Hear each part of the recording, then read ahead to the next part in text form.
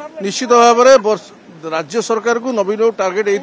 विगत 1 वर्षर ए सरकार असफलता बाबद लोक को आगामी दिन सचेतन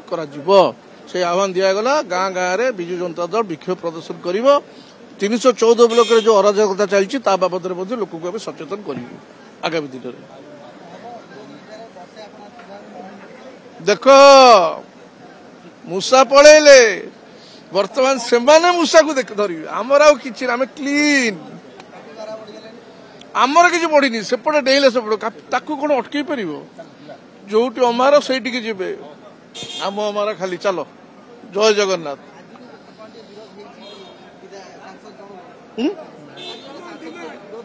किसी किसी विरोध है शाश्वत का विरोध हम